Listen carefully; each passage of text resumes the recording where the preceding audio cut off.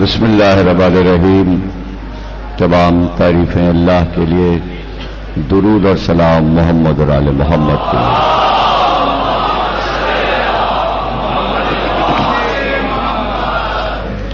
کون نہیں چاہتا کہ اس کا رب اس کو نعمتیں عطا کرے. عرب ایک ایسا خطہ تھا کہ جو ریگزار تھا اور پہلے ہی کہہ دیا گیا تھا حضرت ابراہیم سے کہ اپنے بیوی اور اپنے بیٹے کو وہاں لے جاؤ جہاں زراعت نہیں ہوتی. وہ زمین زراعت کے قابل نہیں ہے. یعنی یہ اطلاع عجیب و غریب تھی کہ وہاں جانا ہے جہاں زراعت نہیں ہوتی، اس لیے کہ انسان کا رزق زراعت کے ساتھ منسلک ہے. جب زراعت نہیں ہوگی تو وہاں درخت بھی نہیں ہوں گے، جب درخت نہیں ہوں گے تو پرندے بھی نہیں ہوں گے. لیکن درخت ہوں یا زراعت ہو یا پرندے ہوں، ان کی بنیاد پانی سے ہے. اس اعلان کے معنی یہ تھے کہ وہاں جاؤ جہاں پانی نہیں ہے. لیکن وہاں ماں اور بیٹے کے قدم جو پہنچے تو اصل چیز جو ہے جینے کے لیے، درختوں کے لیے، نباتات کے لیے، حیوانات کے لیے، انسانوں کے لیے وہی پانی انتظار کر رہا تھا. ہاجرہ تھا تاکہ ہاجرہ آئیں تو زمین کا کلیجہ پھٹ جائے اور چشمہ ابلنے لگے. چونکہ پورے عرب میں پانی کا کال تھا اور پانی نہیں ملتا تھا، عرب پانی کی تلاش میں رہتے تھے کہ پانی کہاں مل جائے. ظاہر ہے کہ اگر ایک آدھ چشمے کسی پہاڑ سے گرتے ہوئے مل گئے کسی وادی میں تو ان کے لیے نعمت تھی. ظاہر ہے کہ جہاں نخلستان ہوگا اور جہاں گھاس اگے گی وہیں ٹھہر سکتے ہیں، اس لیے کہ جن جانوروں کو ساتھ لے کر چلتے تھے ان کے لیے غذا کا انتظام کہاں سے کرتے. اتنا بڑا جزیرہ تھا کہ اسی میں صدیوں سے چکرا رہے تھے. ان کو یہ بھی نہیں پتا تھا کہ آس پاس کتنے بڑے بڑے ملک ہیں اور وہ اس صحرا سے نکلنا بھی نہیں چاہتے تھے. اور اسی تلاش میں کارواں، ایک کارواں دوسرا کارواں صحراؤں میں بھٹکتا رہتا پانی کی تلاش میں. کہیں پانی مل جائے وہیں ٹھہر جائیں گے. لیکن اتنے بڑے جزیرے میں، جزیرے عرب میں بہت دور دور پانی تھا اور اگر کبھی پانی مل گیا تو زندگی ہو جاتی تھی. لیکن اگر چلتے چلتے پانی نہیں ملتا تھا تو ان کو پتہ چل جاتا تھا کہ اب پانی نہیں ملے گا، ہمارے جانور بھی مر جائیں گے، اونٹ بھی مر جائیں گے، ہماری بھیڑ بکریاں بھی مر جائیں گی اور پھر ہم بھی مر جائیں گے. تو ان کے یہاں یہ رسم تھی کہ جب وہ مایوس ہو جاتے کہ اب رزق نہیں ملے گا اور پانی نہیں ملے گا تو اپنے خیموں کو ہی وہ قبرستان سمجھتے تھے اور گڑھے کھود کر اس میں لیٹ جایا کرتے تھے. اوپر سے خیمے اوڑھ لیا کرتے تھے اور پھر اسی میں مر کے رہ جاتے. یہی ان کی قبریں ہوتی تھی. یہ زندگی کوئی زندگی تھی، یہ زندگی کوئی زندگی تھی. اور ایسے میں جب زمزم نکلا اور قبیلہ بنی جرہم نے وہاں پرندوں کو اڑتے دیکھا تو ان کی خوشی کی کوئی انتہا نہ رہی کہ یہاں پانی نکلا ہے. پھر کیا تھا، مکہ آباد ہونے لگا اور دیکھتے ہی دیکھتے وہاں آبادی ہو گئی. لیکن وہ صحرا نشین جو شہر مکہ تک نہیں پہنچ سکے تھے وہ صحرا کے مختلف صوبوں میں بھٹک رہے تھے اور ان کو یہ نہیں پتا تھا کہ مکے میں پانی نکل آیا ہے اور وہ مر جایا کرتے تھے. جب ایسا ہوتا اور وہ مر جاتے، کہیں سے خبر ملتی اور کوئی کارواں ادھر سے گزرتا اور دیکھتا کہ خیموں کا قبرستان بن گیا ہے اور یہ مر گئے ہیں تو وہ واپس آ کے مکے میں داستانیں سناتے کہ فلاں فلاں کارواں مر چکا ہے، ان کے جانور بھی مر چکے ہیں، ان کو پانی نہیں ملا تھا.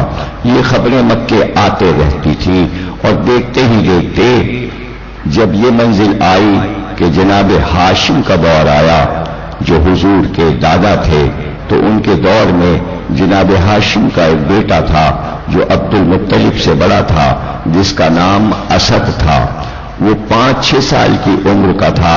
محلے کے بچے اس کے دوست تھے۔ ایک دن اسد روتے ہوئے اپنی ماں کے پاس آئے، رونے لگے۔ ماں نے پوچھا کیا بات ہے؟ کہا آج میرے دوست میرے پاس بیٹھے رو رہے تھے اور وہ کہتے تھے اب گھر میں کھانے کو نہیں ہے۔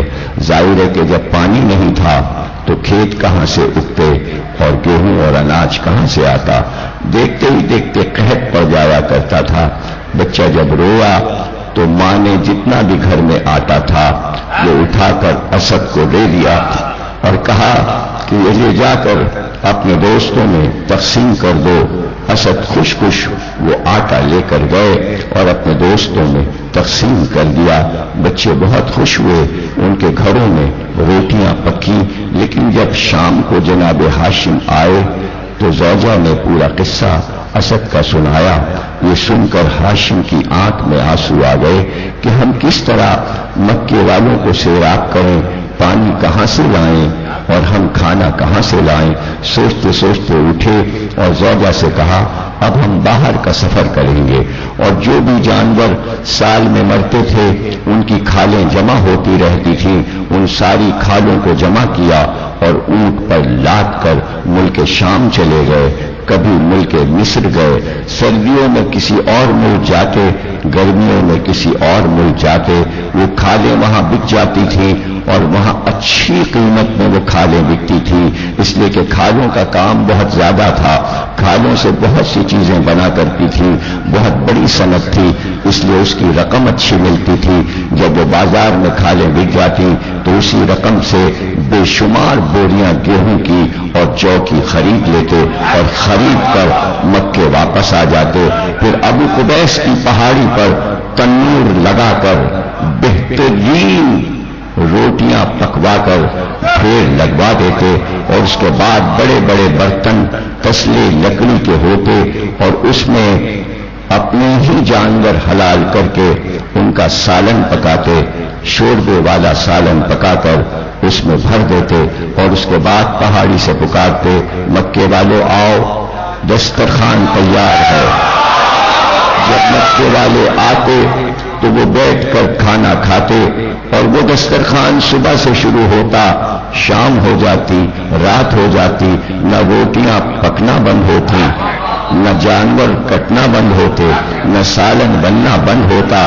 یہاں تک کہ مکے کے بڑے بڑے شاعروں نے ہاشم کی شان میں قصیدے لکھے کہ ایسا دسترخوان تو دنیا میں ہوا ہی نہیں کہ انسان تو کھاتے ہی کھاتے ہیں، پرندے آتے ہیں اور ہاشم کے دسترخوان پر کھا کے اڑ جاتے ہیں۔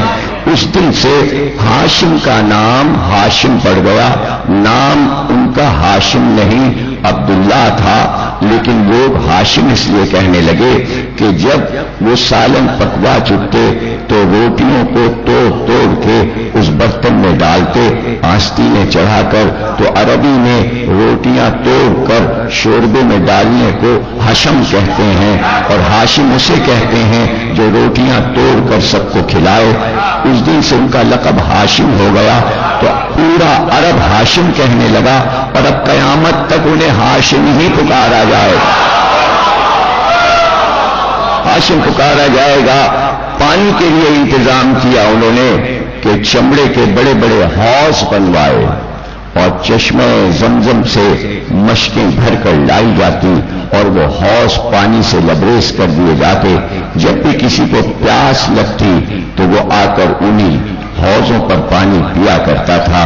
نہ پانی کی کمی تھی نہ کھانے کی کمی تھی۔ جب سرکار پر وحی کا سلسلہ شروع ہوا تو ابتدا میں ہی سورہ قریش نازل ہوا، جس میں اللہ نے کہا ان عربوں سے کہیے کون تھا جو تمہیں روٹی کھلاتا؟ لإلاف قریش، ہم نے سردی اور گرمی کے لیے تمہارے لیے کھانے اور پانی کا انتظام کر دیا، اور وہ بھوک جو تمہارے لیے خوف بنی ہوئی تھی ہم نے اس کو دور کیا۔ تو کس کے ذریعے دور کیا؟ ہاشم کے ذریعے۔ تو اللہ نے ہاشم کا قصیدہ قرآن میں پڑھا، اب سخاوت اور ہاشم دو الگ چیزیں نہ رہی، سخاوت اور ہاشم ایک ہو گئے۔ اب بنی ہاشم کی سخاوت مشہور ہو گئی کہ سخی تو یہی لوگ ہوتے ہیں۔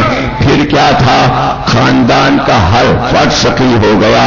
عبد المطلب ہاشم کے بیٹے سخی، عبداللہ سخی، ابو طالب سخی، سرکار دو عالم سخی، علی سخی۔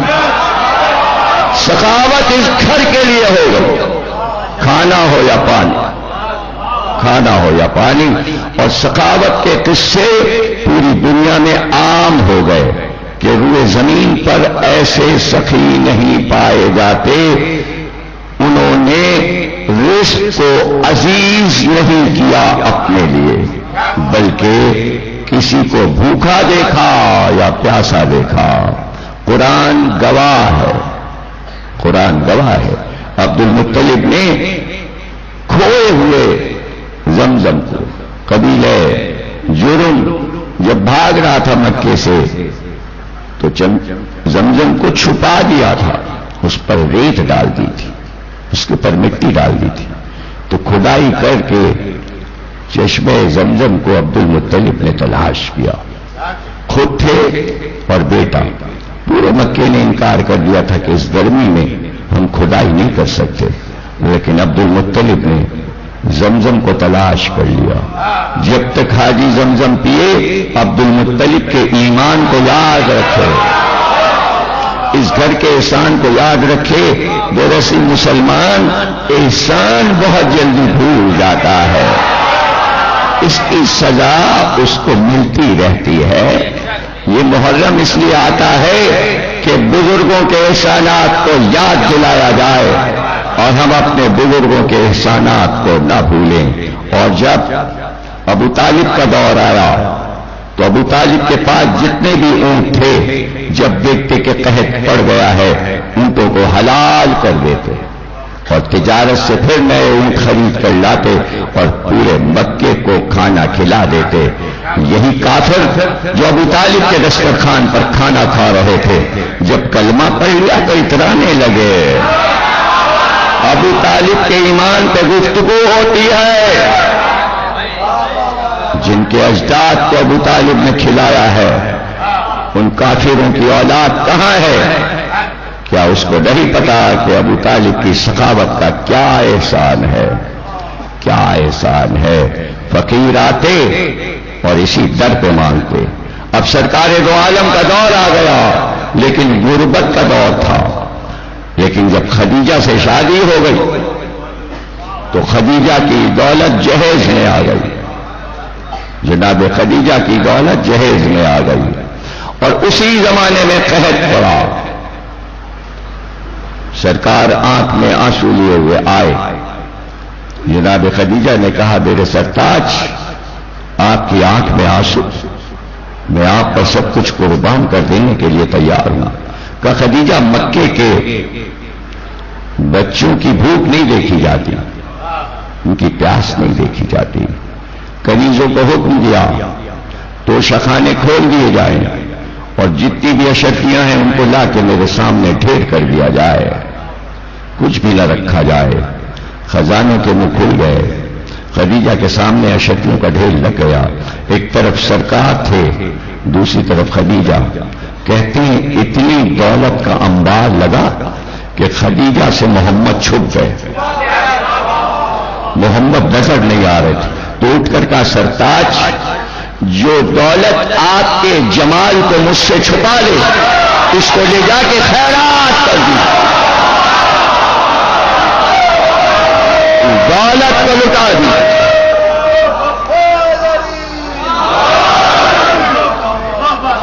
ابھی کلمہ تو نہیں شروع ہوا، ابھی دین نہیں شروع ہوا، لیکن سرکار شہر والوں کی بھوک نہ دیکھ سکے۔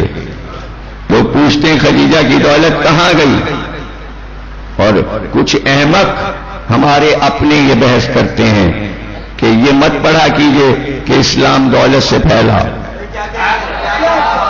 اس میں کیا شرم کی بات ہے؟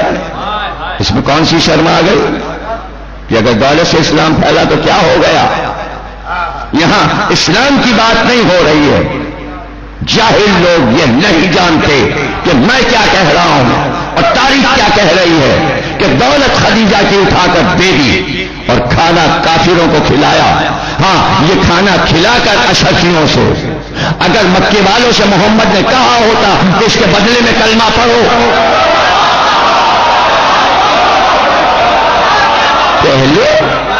پہلے بات کو سمجھو، پہلے واقعات کے جزیات کو سمجھو، غور سے چیزوں کو پڑھو. نہیں سمجھ میں آتی تو اس سے پوچھو جو جاننے والے ہیں.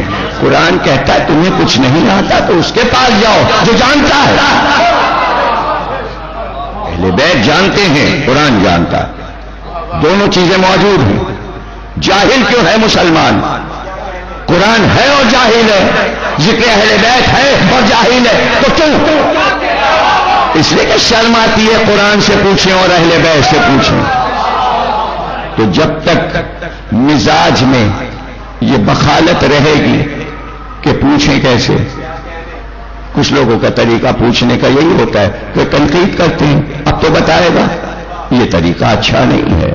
پوچھنے کا طریقہ ائمہ نے بتایا ہے کہ اگر بادشاہ بھی آ جائے اور پوچھنا چاہتا ہے تو اس سے کہو کہ دوزانو ہو کے ادب سے بیٹھے. علم کا احترام ہے، علم ایسے بدتمیزی سے نہیں لیا جاتا. سکھانے والے پر تنقید کر کے علم لینے کا طریقہ حرام ہے. وہ علم حرام ہو جاتا ہے کہ جس نے سکھایا ہے اس کی غیبت کرو یا اس کی برائیاں